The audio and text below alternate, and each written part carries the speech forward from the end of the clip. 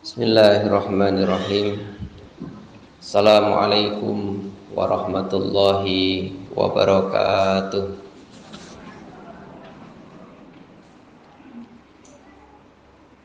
Innal hamdalillah nahmaduhu wa nasta'inuhu wa nastaghfiruh. Ma sya'allahu kana wa ma lam yasha' lam yakun.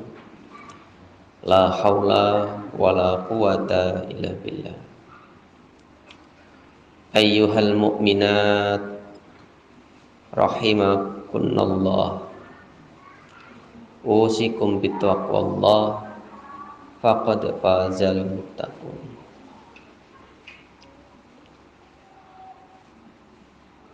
Para akhwat muslimat yang dimuliakan Allah Subhanahu wa taala, sebuah kebahagiaan tersendiri di pagi menjelang siang ini kita berada di masjid ini. Kami berharap acara pada pagi siang ini menjadi acara yang istimewa bagi akhwat semua. Kenapa kami katakan sebagai hari istimewa? Karena sesungguhnya fitrahnya manusia, keinginan nafsu dari manusia itu ingin berhubungan, ingin bersosialisasi, ingin bertemu dengan manusia yang lain. Ini adalah sifat umum manusia. Maka manusia disebut makhluk sosial. Artinya dia membutuhkan orang lain di dalam kehidupan.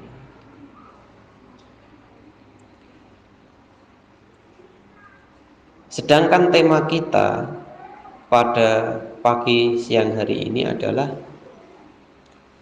tentang perintah Allah Subhanahu wa taala kepada muslimat untuk berada atau menetap di rumah. Lalu apa sebenarnya yang Allah kehendaki? Kenapa Allah Subhanahu wa taala memerintahkan kaum muslimat itu menetap di rumahnya? Inilah yang akan kita bahas, akan kita jelaskan supaya para muslimat tidak bersuudzon kepada Allah Subhanahu wa taala. Kalau bersuudzon kepada ustadznya enggak apa-apa. Ya. Paling entuke napa? Dosa, karena bersuudzon, berburuk sangka kepada sesama manusia. Tapi kalau sudah bersuudzon, berburuk sangka kepada Allah, ini perkaranya jadi panjang. Sekali lagi saya sampaikan, kalau kita suudzon kepada Allah, sedangkan Allah itu yang menciptakan kita, yang memelihara kita, yang mencukupi kebutuhan-kebutuhan kita, maka perkaranya jadi panjang. Bisa jadi oleh Allah nanti kita dianggap keluar dari ajaran yang benar, akidah yang benar. Muslimat yang dirahmati Allah Subhanahu wa taala, satu pertanyaan untuk muslimat, tolong dijawab dengan jujur sesuai dengan keadaan yang sekarang. Ya, tolong coba dijawab dengan jujur sesuai dengan keadaan sekarang. Kalau ada 2 tempat, ada 3 tempat, pasar,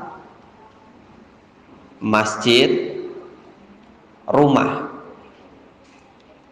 Dari ketiga tempat ini mana yang paling membuat tentram hati para muslimat? Saya ulangi pertanyaan saya. Ada pasar, ada masjid, ada rumah. Dari ketiga tempat ini mana yang paling membuat nyaman para muslimat? Rumah. Betul. Betul. Kalau memang rumah sudah membuat nyaman bagi para muslimat, taklim hari ini selesai. Gitu ya. Kalau para muslimat sudah merasakan berada di rumah itu sudah tempat paling nyaman, berarti taklim pada hari ini selesai. Kenapa? Karena para muslimat sudah mampu memahami apa yang dikehendaki oleh Allah Azza wa Jalla. Coba dilihat tadi surat apa tadi yang dibaca oleh Qiraah? Nah, surat Al-Ahzab ayat berapa? 30 diawali dari 32 tadi ya. Diawali dari ayat 32. 32 dan 33. Coba kita lihat ayat 33. Allah Subhanahu wa taala berfirman, A'udzubillahi minasyaitonir rajim.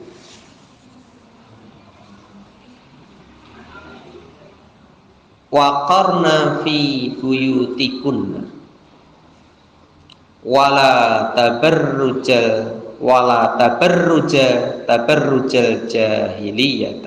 jahiliyati wala tabarrujna tabarrujal jahiliyatil ula wa aqimnas shalah wa atinaz zakah wa ati'nallaha wa rasulah. Ayat ini ada yang membacanya dengan agak berbeda. Ada yang membacanya waqarna fi buyutikunna.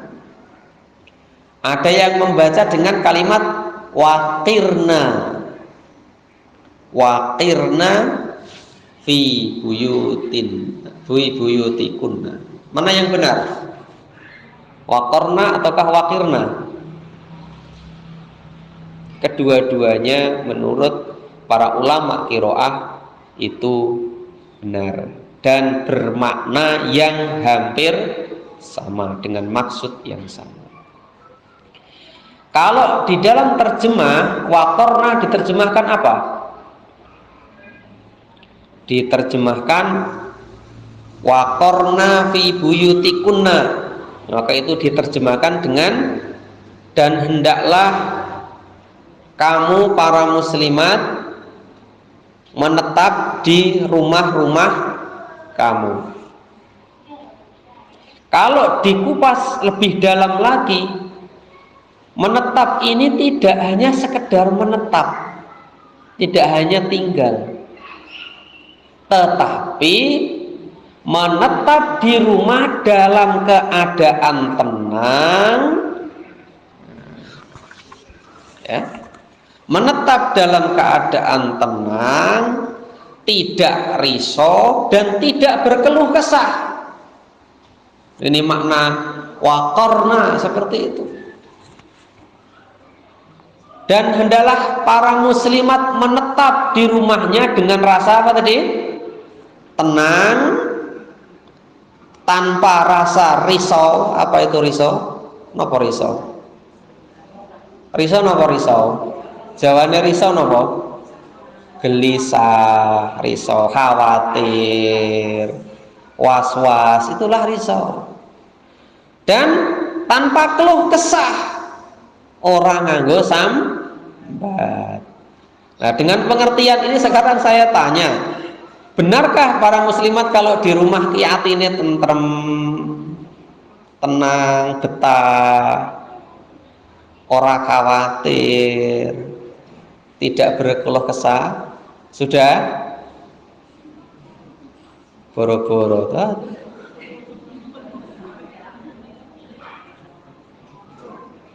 jangankan tenang, budrek enek. Kenapa budrek? Wiwit esuk ngantek sore ora ana lerene. Tadi Ustaz Abdurrahman mengatakan, ditanya kalau cuaca seperti ini enaknya itu di rumah apa di masjid?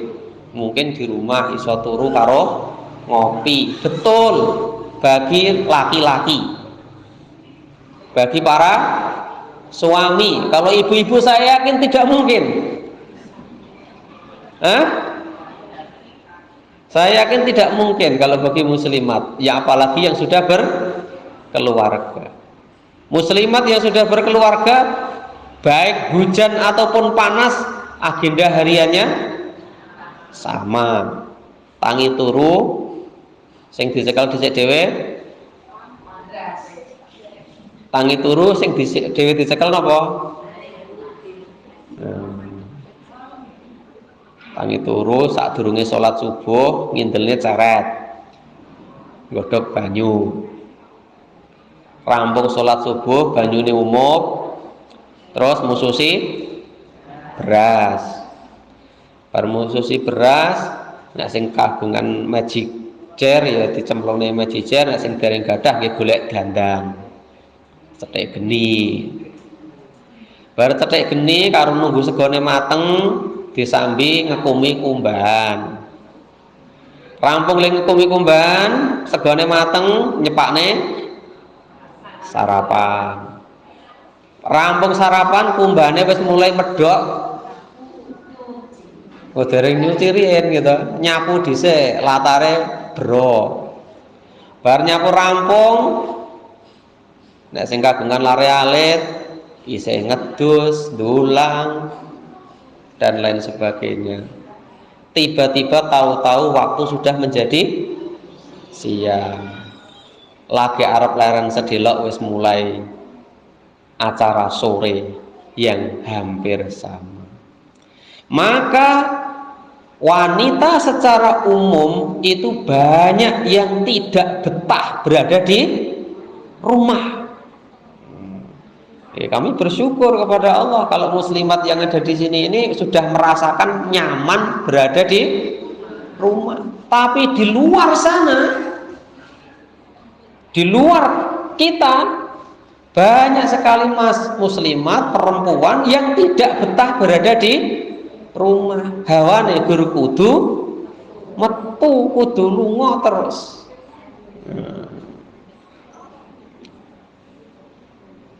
Maka Allah Subhanahu wa ta'ala turunkan ayat ini sebagai bimbingan kepada para istri Nabi secara khusus dan kepada istri-istri kaum muslimin secara umum. Allah perintahkan dengan dua hal. Wa qarna fi buyutikunna, itu yang pertama. Yang kedua, wala tabarrajna tabarrujal jahiliyatil ula. Allah perintahkan dua.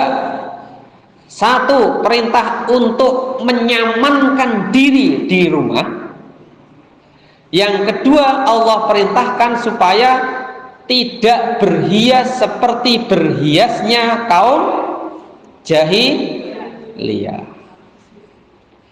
Ada hal yang menarik para muslimat yang dimuliakan Allah Subhanahu wa ta'ala. Kami baca dari buku judulnya 40 hadis tentang wanita. Ini bukunya ini.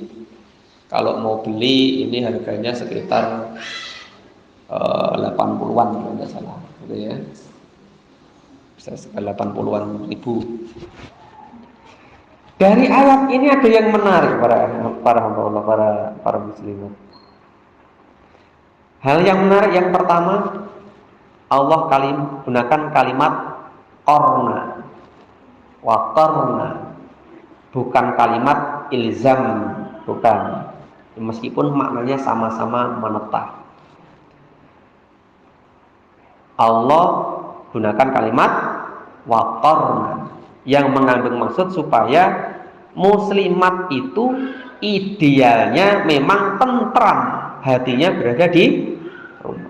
Jadi kalau para muslimat belum merasakan ketentraman berada di rumah, ada yang bermasalah dengan akidah Islamnya. Ini. Jadi para muslimat bisa mengukur, saya ini sedang beriman apa tidak. Itu bisa dirasakan dari hati para muslimat semua. Kalau saya di rumah itu hati kok senang gitu ya. Oh, ini tanda-tanda Allah menghendaki kebaikan bagi muslimat. Tapi kalau para muslimat ini berada di rumah kok serasa seperti di neraka jahanam. Ngerasa neraka jahanam. Enaknya guru panas. Bosen. Sumuk. Apa meneh nek nyawang bojone. Berkudu diamuk wae. Ini hati-hati. Berarti sedang ada apa? Sedang ada penyakit di dalam hati muslimat. Itu satu. Yang kedua, Allah gunakan kalimat waqarna fi buyutikunna. Menetaplah dengan tenang kalian para muslimat di rumah-rumah kalian. Saya tak tanya, Aisyah istri Nabi yang tadi diceritakan itu tinggal di rumahnya sendiri apa di rumahnya Rasul? Ada yang bisa jawab? Aisyah itu tinggalnya di rumahnya sendiri apa di rumahnya Rasul? Di rumahnya Rasulullah Shallallahu Alaihi Wasallam. Tapi Allah sebutkan tidak fi buyuti Rasul, tidak.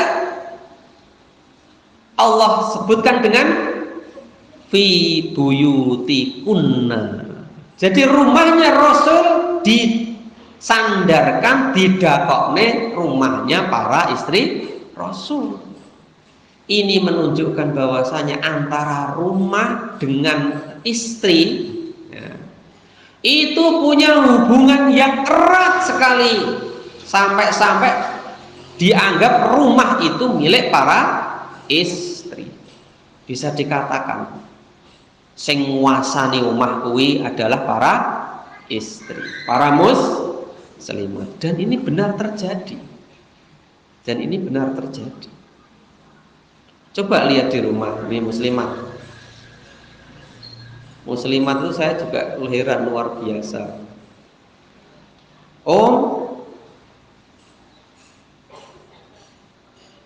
Embere neng endi? Oh, neng mburi di rumah, di belakang rumah, Mbak. Neng gonsor memean. Ora enek lho. Oh, anu dene neng anu wis digawa maring ngarep. Hafal betul.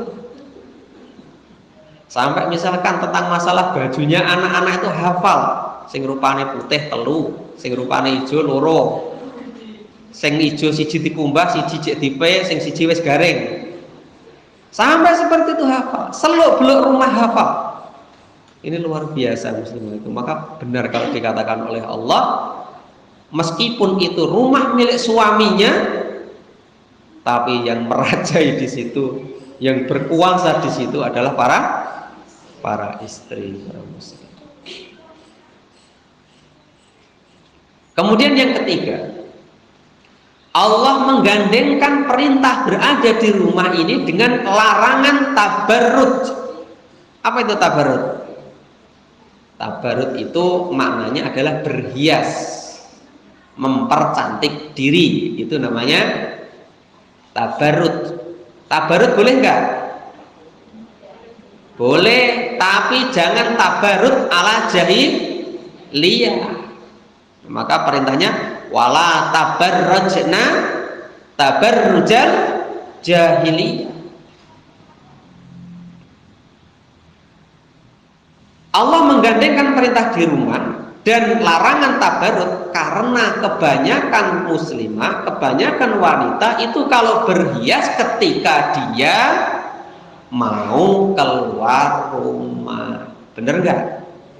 Betul. Kalau ada yang jawab tidak, ya ada 1000 muslimat mungkin satu. Kalau muslimat mau tidur dengan arep sare dandan boten, ya ada satu dua, tapi kebanyakan ya tidak. Muslimat kalau pakai minyak wangi biasanya kalau mau tidur apa nek arep jagong. Nah, tapi kalau mau keluar rumah, masya Allah, karena ngarep kocone itu bisa lebih lama daripada acaranya. Acaranya mau seperempat jam jagong, lene ngarep kocok iso 3/4 jam. Maka Allah gabungkan antara perintah di rumah ini dengan larangan berhias ala jahiliyah. Seperti apa toh berhias ala jahiliyah itu? Di dalam tafsir Ibnu Katsir dijelaskan pendapat para mufassir. Seperti apa yang dimaksud berhias seperti hiasannya jahiliyah? Ada 3 yang perlu diketahui para muslimat semua terkait dengan hiasan jahiliyah. Berhias ala jahiliyah yang pertama adalah berhias dan berkumpul dengan para lelaki. Hati-hati muslimat yang suka kumpul dengan para lelaki, itu termasuk bagian dari berhias ala jahiliyah. Keluar seneng ngobrol sama apa? Lelaki yang bukan suami atau bukan mahramnya. Nah, ini namanya berhias ala jahiliyah. Yang kedua, berhias ala jahiliyah adalah berhias untuk menarik perhatian para lelaki.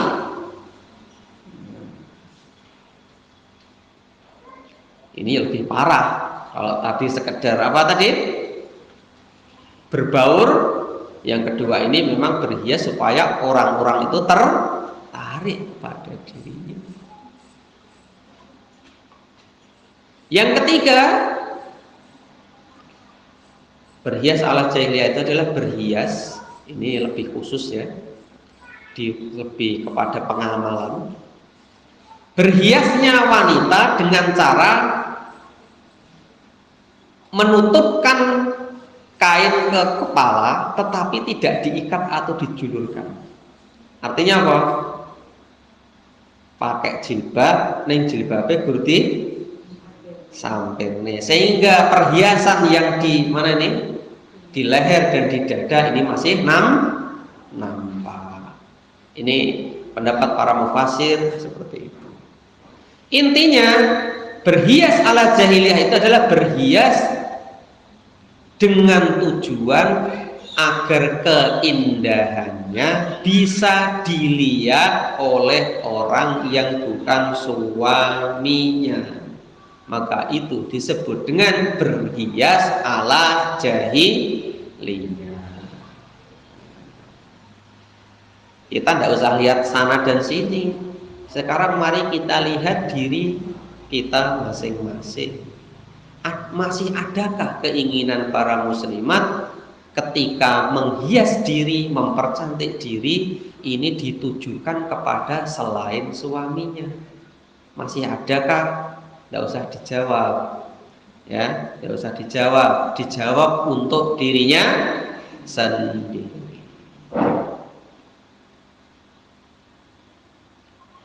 Para muslimat yang dirahmati Allah Subhanahu wa taala. Itulah pengertian apa? Pengertian dari ayat 33. Dan selanjutnya Allah Subhanahu wa taala perintahkan kepada muslimat untuk menghiasi diri dengan amal-amal soleh. Di sini disebutkan wa aqimnas sholat, dirikanlah sholat, wa atinaz zakat, bayarlah zakat, wa ati'nallaha wa rasul, dan taatlah kepada Allah dan Rasul. Allah perintahkan seperti itu semua adalah untuk kebaikan para muslimat. Coba perhatikan di ujung ayat 33. Innama yuridullahu, sesungguhnya Allah hanya menginginkan liyudhiba ankum, untuk membersihkan kamu ar-rijsa, dari kotoran, dari kekotoran jiwa. Jadi Allah perintahkan supaya muslimat berada di rumah, tidak berhias dengan hiasan ala jahiliyah, itu untuk membersihkan, mensucikan kaum muslimat. Kalau ini diterjang, maka yang terjadi adalah rusaknya kaum muslimat. Saya yakin ini muslimat pasti akan banyak bertanya dengan hal ihwal yang terjadi dari keadaannya masing-masing. Mungkin ada muslimat yang mau tidak mau harus keluar rumah karena harus bekerja. Mungkin ada muslimat yang mau tidak mau harus keluar rumah karena kudu matun, kudu tandur, kudu ngarit, kudu pekerjaan-pekerjaan yang lain. Ada yang memang harus keluar karena memang tidak ada yang bisa mencukupi kebutuhannya. Ada yang harus keluar rumah dengan alasan beragam macam. Nah, masing-masing punya keadaan sendiri-sendiri. Boleh ditanyakan, ya, boleh ditanyakan, tapi pertanyaannya dengan tertulis. Jadi silahkan dipersiapkan pertanyaan secara tertulis, diberikan kepada lajnah, nanti disampaikan kepada kami. Insya Allah kita jawab sesuai dengan kadar kemampuan yang ada. Dan para muslimat yang dimuliakan Allah Subhanahu wa Ta'ala, insya Allah untuk kegiatan muslimat, ya, untuk kegiatan muslimat mulai tahun 2022 nanti akan kita tertibkan insya Allah. Mungkin yang bisa kita tertibkan mungkin yang di tingkat niabah terlebih dahulu, ya. Jadi kami rencanakan dengan Amir Taklim wa Tadrib Niabah, untuk taklim muslimat ini akan kita laksanakan 1 bulan sekali. Akan kita laksanakan 1 bulan sekali, tapi tempatnya bergantian. Jadi kalau hari ini kita berada di Selogoimo di Masjid Al-Ihsan ini, mungkin bulan depan taklim muslimat kita selenggarakan di Masjid Ar-Rahman Juruk Wonogiri. Lah terus yang muslimat Selogoimo apa harus datang ke Wonogiri, ke Riasan Juruk? Kalau kerso datang ya itu juga baik, ya, tapi insya Allah nanti lajnah silahkan kalau mau mengadakan secara virtual seperti pada hari ini, ya, bisa kita laksanakan secara virtual, secara online kalau memang menghendaki mau mengikuti. Jadi bisa Januari di Wonogiri, kemudian Februari di sini lagi, Maret bergantian, seterusnya. Dan insya Allah akan kita kaji bersama segala bentuk ilmu permasalahan yang terkait dengan kemuslimatan, ya, terkait dengan kemuslimatan. Karena memang taklim muslimat, materinya juga materi-materi yang dibutuhkan oleh kaum muslim, insya Allah. Jadi kalau nanti para muslimat punya permasalahan di keluarga, punya permasalahan pribadi yang terkait dengan muslimat, boleh, ya, boleh ditanyakan, boleh disampaikan. Semoga tim bisa melayani dengan sebaik-baiknya. Kemudian juga para muslimat yang dirahmati Allah Subhanahu wa Ta'ala, kami berharap muslimat bisa mandiri di dalam penyelenggaraan taklim-taklim yang ada. Kami berharap lajnah yang hari ini mengurus ini bisa diteruskan, ya. Bisa diteruskan. Kalau ada infak gak nanti? Nah, infaknya dicatat yang baik, digunakan untuk keperluan penyelenggaraan taklim muslimat, meskipun sedikit, punya kas sedikit, supaya taklim muslimat bisa berjalan semakin baik. Dan insya Allah kita tidak akan main-main ya. Kita urusan taklim mudah-mudahan dimudahkan oleh Allah. Kita akan coba untuk membenahi masalah taklim. Jadi ini Ustadz Mujib selaku Amir Taklim Tadrib Niabah, ini kami paksa untuk menyiapkan beragam peralatan seperti ini supaya kita tidak lagi main-main dalam urusan taklim. Jadi jangan sampai taklim itu hanya sekedar yang penting mangkat, yang penting berangkat sampai di masjid ya entah apa yang disampaikan. Jangan sampai. Mulai bulan depan mari taklim kita bawa mushaf Quran, kita bawa apa? Catatan. Kalau perlu lajnah siapkan kertas khusus untuk pertanyaan. Nah, kalau perlu seperti itu. Baik, kita lanjutkan muslimat yang dirahmati Allah. Di dalam sebuah hadis yang diriwayatkan oleh Abdullah bin Mas'ud radhiyallahu anhu, Rasulullah Shallallahu alaihi wasallam bersabda,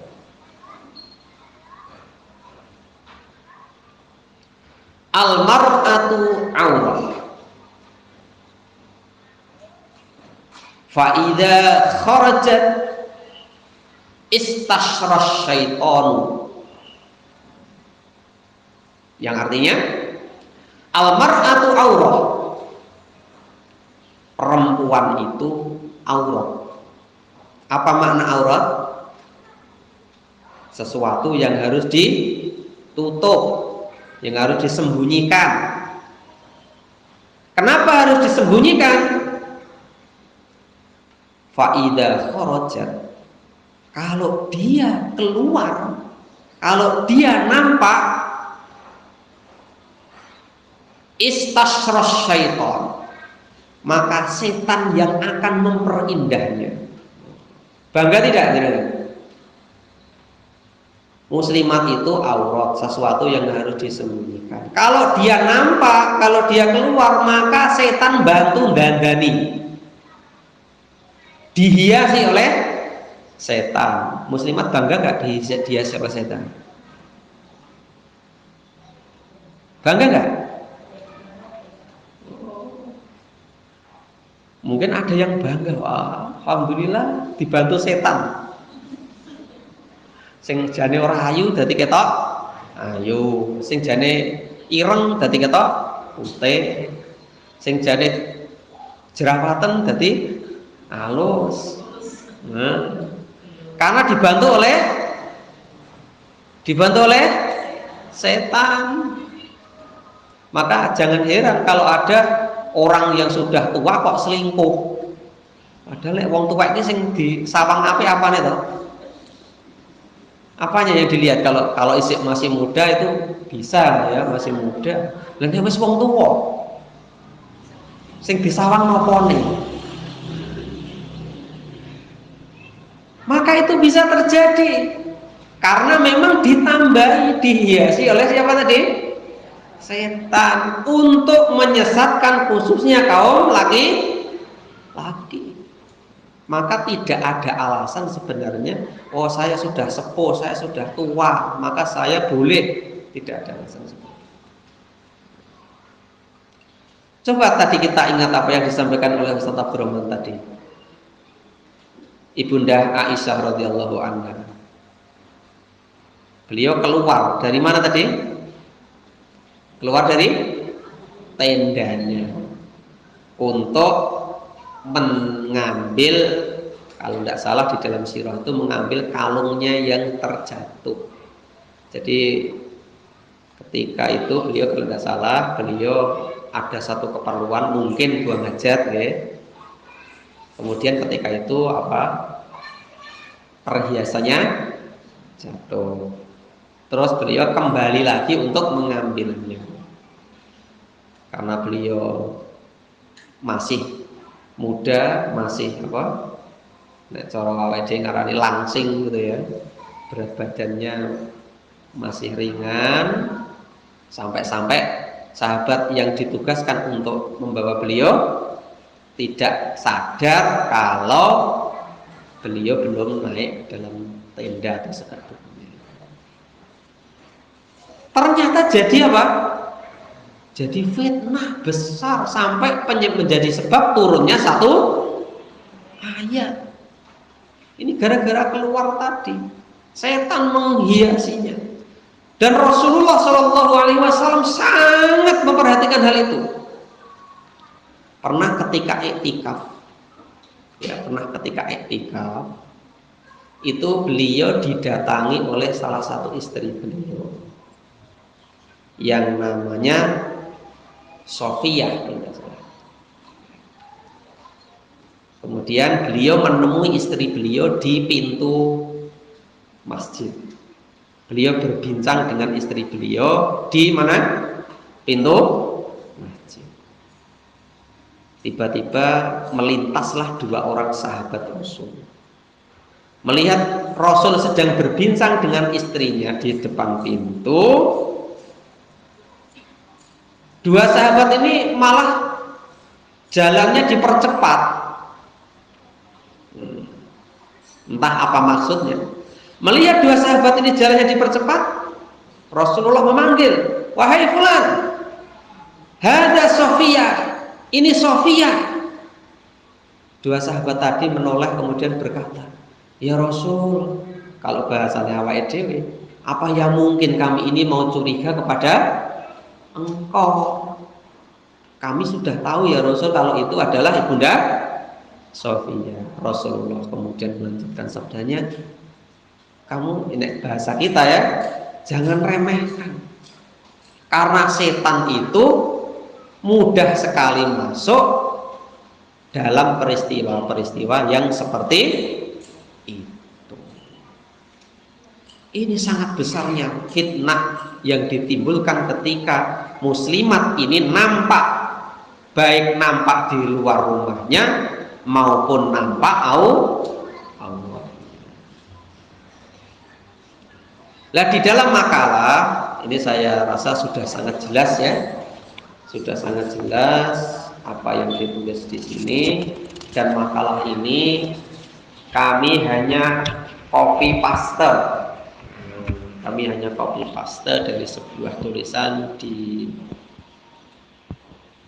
situs muslimah.id.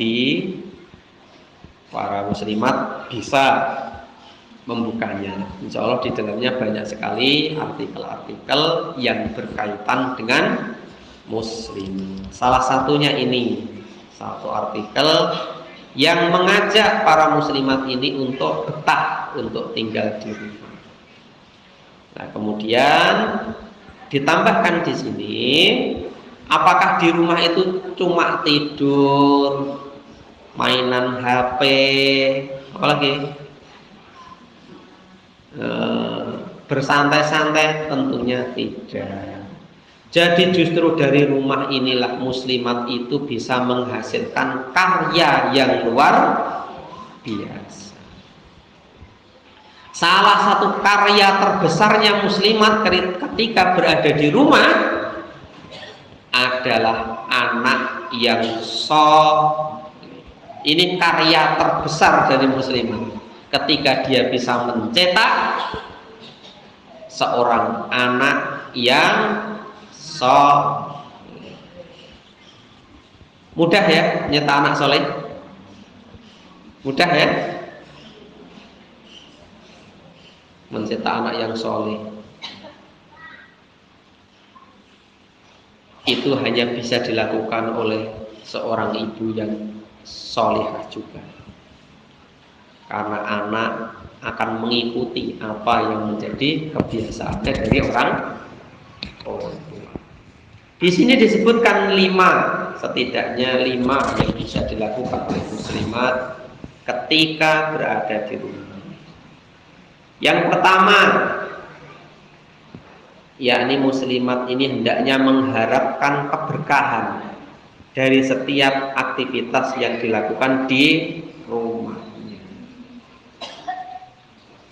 Di awal sudah saya sebutkan, aktivitas muslimah di rumah itu kadang-kadang dianggap sepele. Bahkan mungkin ada muslimat yang menganggap pekerjaan yang di rumah itu adalah pekerjaan yang hina. Ini sering terjadi, bahkan terjadi pada para aktivis muslimah.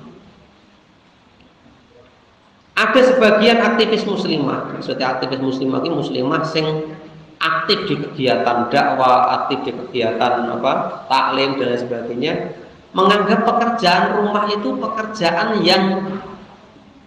yang tidak bahasa kerennya, yang tidak profesional gitu ya, tidak menyenangkan. Bahkan kami pernah mendengar ada muslimat, dia pinter ya, dia aktivis dakwah, maka dia menjadikan alasan kegiatan dakwahnya, alasan kegiatan aktivisnya untuk tidak menyelesaikan tanggung jawabnya yang ada di rumah. Dan tidak sedikit yang seperti itu. Bahkan kepada suaminya pun sampai tidak terurus karena dia sibuk dengan aktivitas dakwahnya di luar. Ketahuilah para muslimat yang dirahmati Allah, pekerjaan-pekerjaan muslimat yang di rumah yang seolah-olah tidak ada nilainya itu justru itulah jihadnya kaum muslimat. Dan setiap muslimat mengharap berkah, pahala dari Allah dari apa yang dilakukan. Satu piring yang muslimat cuci mudah-mudahan menjadi penebus dosa. Satu helai kain yang direndam semoga menjadi tambahan amal pahala.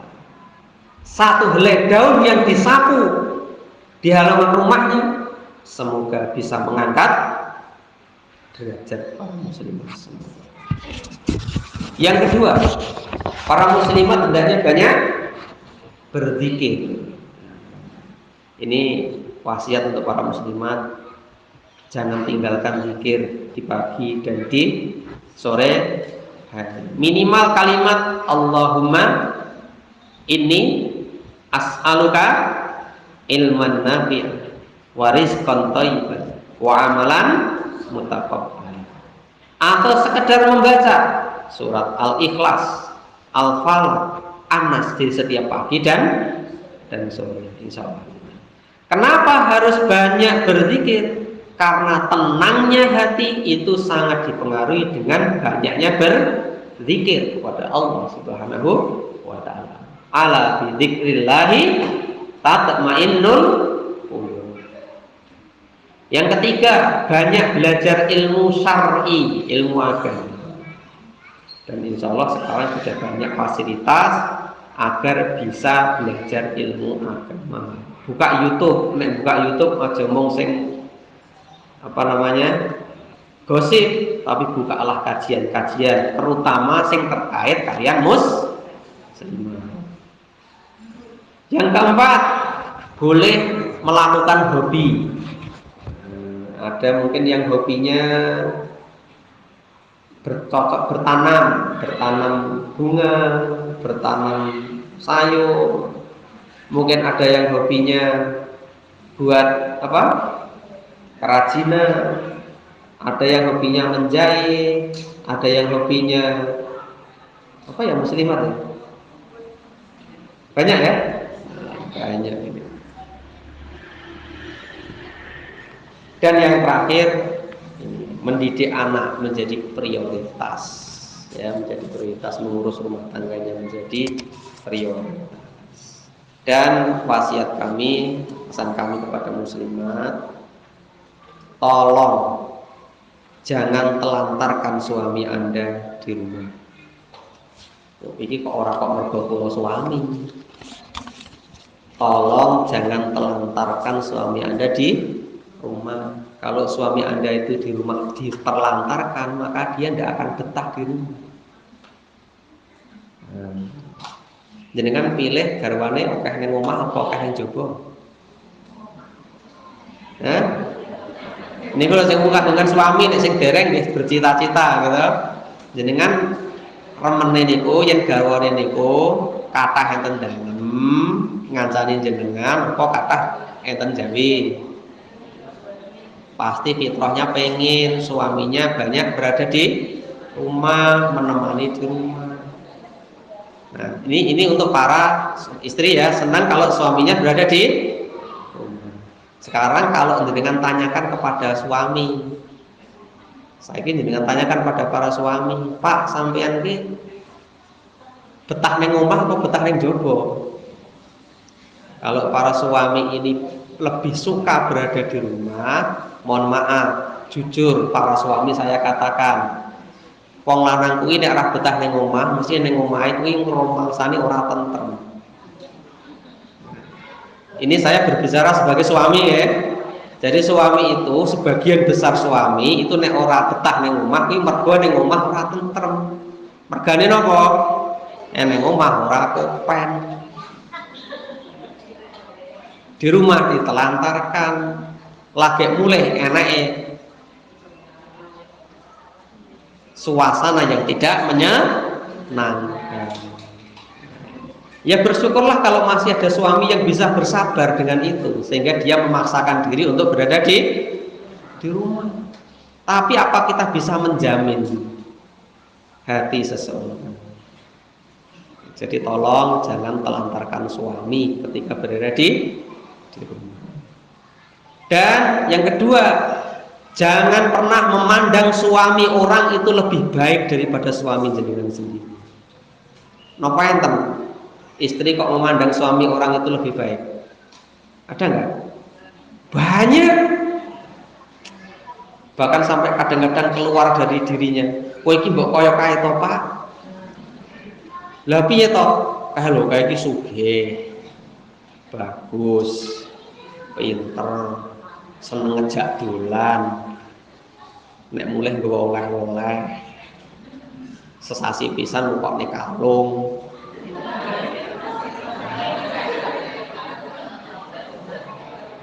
Dek ya apa to, Pak? Angger mulai ruku. Kecut. Maka yang seperti ini sangat menyakitkan.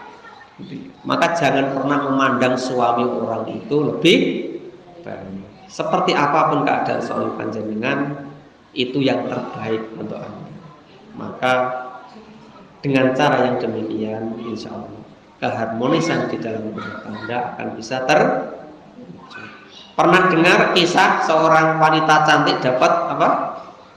Suami yang buruk rupa? Pernah ya? Itu contoh yang nyata. Wong wedok ayu untuk bojo elek. Kedua-duanya masuk surga karena itu. Yang laki-laki bersyukur dia mendapat pahala karena bersyukur mendapatkan istri yang cantik. Sedangkan istrinya menjawab, saya juga mendapat pahala. Ya, lah kenapa iso sabar untuk bojo? Tidak jadi masalah cantik melawan apa? Buruk rupa. Tidak menjadi masalah kaya berhadapan dengan miskin. Tinggal kita di dalam menyikapi. Itu tadi hadis tentang kenapa Allah Subhanahu wa taala memerintahkan muslimat lebih banyak berada di. Baik, sudah ada pertanyaan mungkin? Belum ada? Silakan.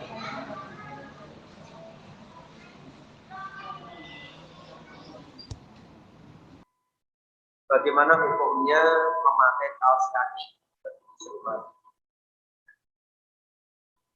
Bagaimana hukum memakai kaos kaki? Yang perlu kita pahami pertama adalah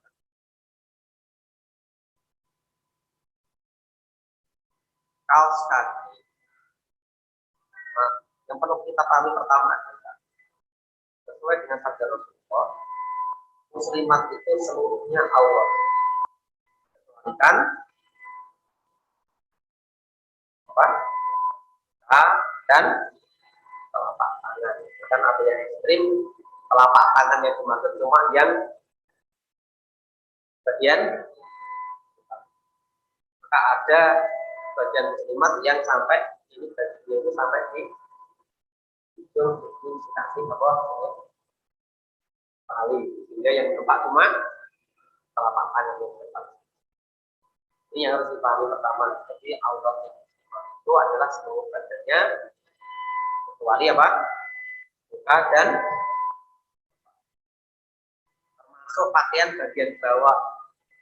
Kalau Rasulullah memberikan pelajaran standar pakaian muslimah itu diukur dari pertengahan betis. Tahu betis ya? Kepol itu ditambah satu hasta. Satu hasta. Dua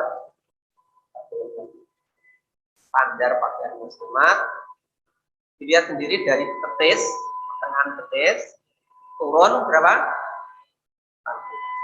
Turun satu jengkal atau satu. Lalu bagaimana kalau itu diganti dengan kaos kaki?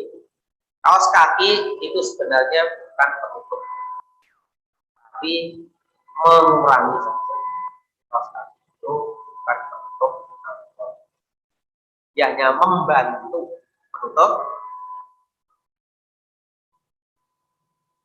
Sebab kalau saya katakan kaos kaki itu menutup aurat, nanti akan ada manusia yang pakai roknya sakbol, kaos kaki kan? Oh, apa yang terjadi ngoten niku? Ada, bahkan ada sing roke guru tekan tengah-tengah kuku, kaos kaki kan? Dhuwur.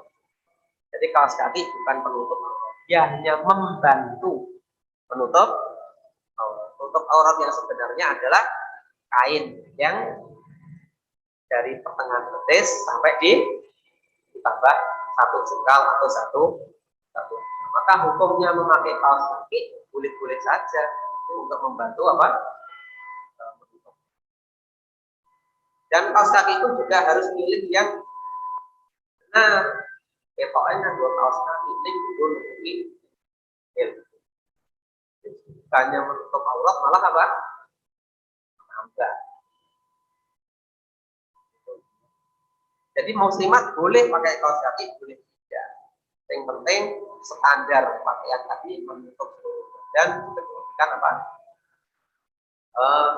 Muka dan telapak.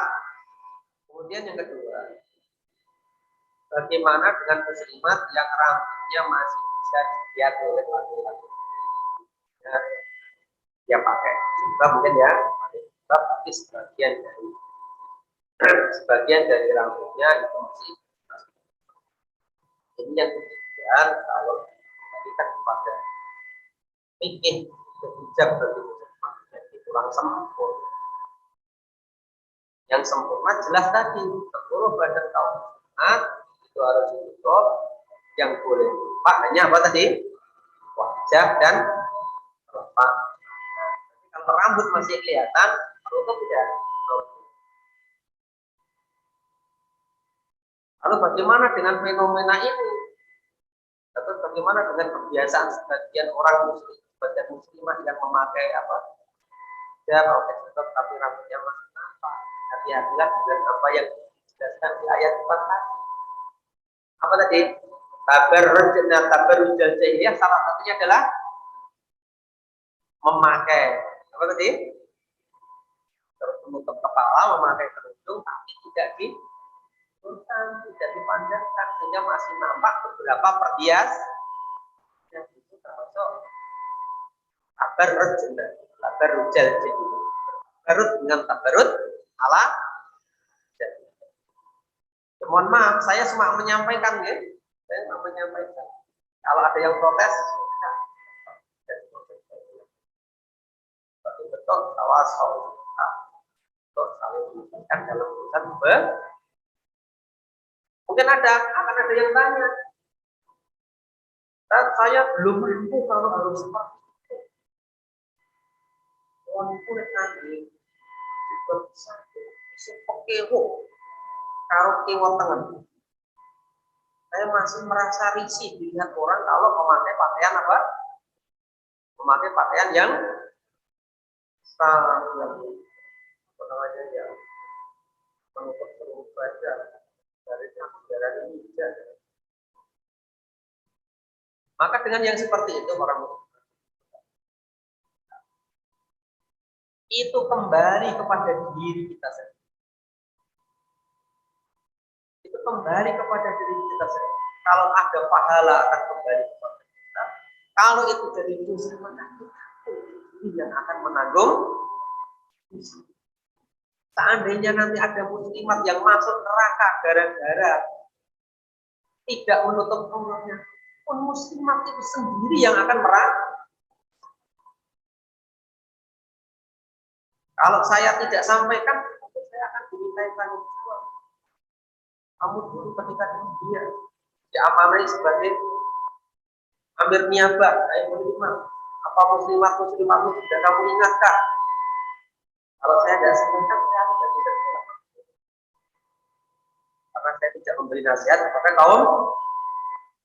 Tapi kalau sudah diberi nasihat, muslimat baru belajar ulang ngeyel, maka itu akan kembali. Sama dengan Imamul Muslimin. Imamul Muslimin sudah menasihatkan kepada umatnya, jaga sholat, jaga infak, jaga aurat, mari beramal soleh, gitu ya. Anfiqu fi sabilillah, ya, wajah berjihadlah dengan harta dan jiwamu. Imam sudah ingatkan itu semua. Tapi kalau ada umat yang tidak benar, ngeyel, tidak mau taat, maka imam sudah sampai jawab kepada Allah. Ya Allah, sudah saya sampaikan. Dan mereka tidak mau mengikuti. Maka ini para umarok selain kamu, kalau nasihat tidak usah marah, kalau mengingatkan orang, menasihati orang, kok yang dinasihati diingatkan tidak mau mengikuti, dan hilang tidak lepas kewajiban untuk memberikan apa? Kalau memberi nasihat, kemudian nasihatnya tidak dilakukan menjadi marah, berarti ada sesuatu yang salah dalam nasihat. Ya, jadi kalau muslimat pada juga berambut ya, menutup auratnya belum sempurna. Apa dosa? Ya, kira-kira bisa menjawab apa sesuatu yang menyimpang dari apa yang diperintahkan oleh Allah dan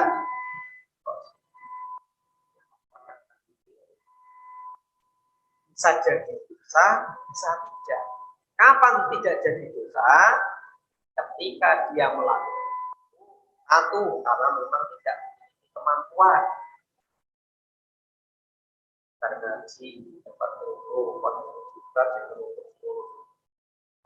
tidak punya kain, gitu, Pak. Dan ini terjadi zaman ketika turun ayat tentang hijab itu ya. Jadi ketika turun perintah supaya muslimat itu menutup apa? Auratnya, ya ini kayak gini ini diambil oleh para muslimat untuk apa? Untuk menutup. Bahkan ada di antara mereka yang ambil korban, yang ambil daun mungkin ya, untuk apa? Tutup aurat. Yang kedua mungkin dia terpaksa. Jika dia melakukan itu, dia mendapatkan apa? Bahaya. Paksa, darurat, dan tidak menjadi. Tapi kalau dia mampu, tidak ada paksaan, ya, harus di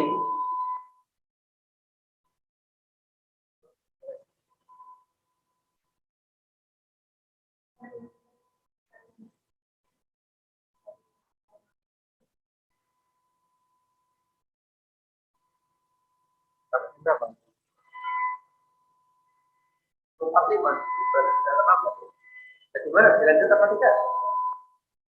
Lanjut apa tidak? Lanjut saja tapi sedikit saya sedikit tentang menantu dan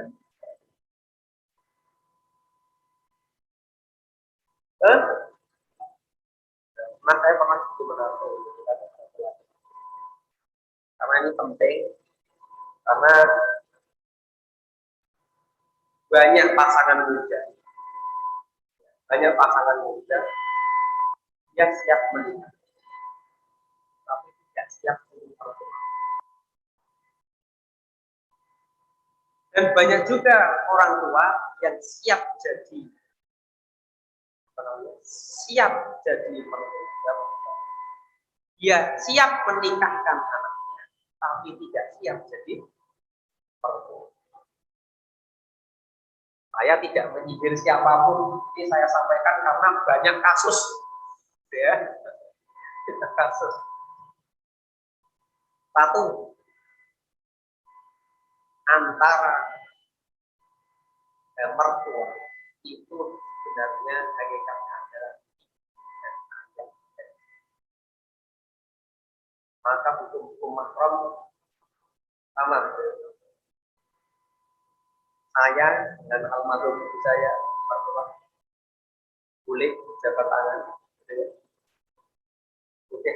boleh melepas apa? Sampai seperti itu karena memang antara mertua dan menantu itu apa? Bagaikan anak dan orang. Maka seorang menantu hendaknya memperlakukan mertua itu seperti ibu kandung.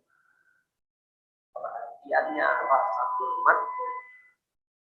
Demikian pula dengan mertua, hendaknya menjadikan menantu seperti anak perempuan.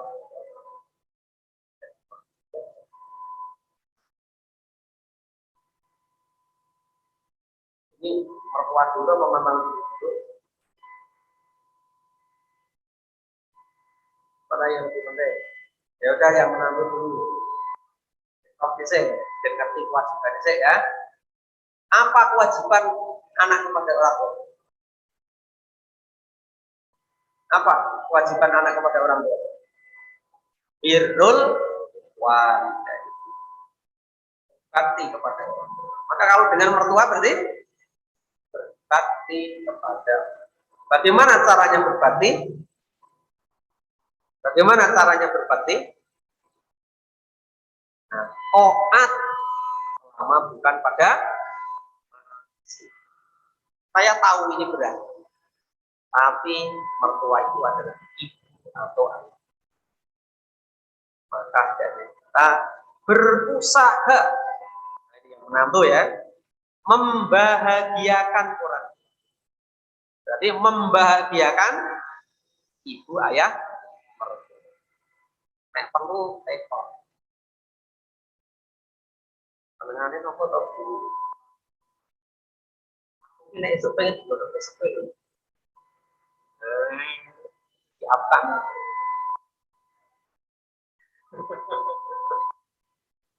Itu sajalah, nggak usah banyak-banyak.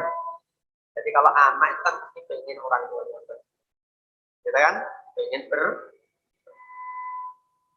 dan ini saya yakin tidak mudah karena ini adalah orang tua sambung, orang tua yang apa?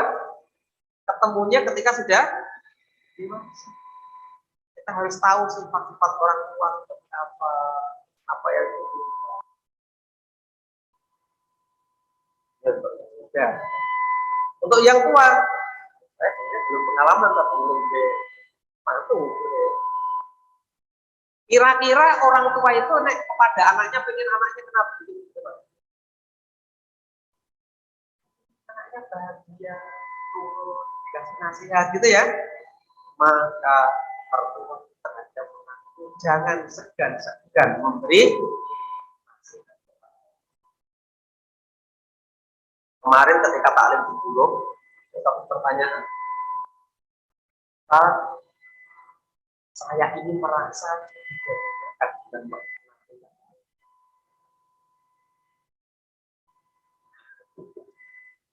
bagaimana menyikapinya. Paling kan dengan apa? Pernah saya jadi ceritanya banyak beberapa itu dari mertuanya sering membantu. Di dalam ajaran Islam, di petunjuk Rasulullah, kita ini orang tua itu tidak boleh pilih kasih terhadap anak kita. Bahkan sampai pun dalam hal memberi. Dalam hal memberi apapun. Rasulullah pernah dilapori salah satu sahabat, bolehkah saya memberikan ini pada anak saya? Rasulullah bertanya, yang lain kamu beri enggak? Enggak ya. Kalau kamu mau beri satu, yang lain juga beri. Nah, ya, orang tua mestinya jangan segan-segan untuk memberi nasihat kepada anaknya. Jadi jangan segan-segan memberi nasihat kepada tapi disampaikan tentunya dengan bahasa yang sebaik. Yang kedua, adil dalam pembagian. Jadi, jangan mengangkat yang satu dan mendapatkan yang anggap semuanya sebagai anak. Kemudian yang ketiga, doakan kebaikan untuk para anak. Doakan kebaikan untuk doa yang baik. Kita mendapatkan bimbingan. Kemarin kami jawab dan muslimah bertanya tentang tadi. Jawabannya adalah komunikasi. Jadi banyak berbicara, banyak berdiskusi, berdialog antara mertua dan menantu, baik laki-laki maupun perempuan. Ternyata keluarga yang komunikasinya baik antara anak dan orang tua, antara menantu dengan dan mertua, ini biasanya harmonis antara keluarga yang tua dan yang biasanya harmonis, tidak ada permasalahan. Tapi ketika antara orang tua dan anak, mertua dan menantu ini tidak ada komunikasi yang baik, hampir bisa dipastikan pasti terjadi permasalahan. Hampir pasti terjadi dalam biasa tambahan dari kami yang mukadimah dari kajian-kajian pemuslimatan yang akan terlihat. Kalau tidak ada pertanyaan,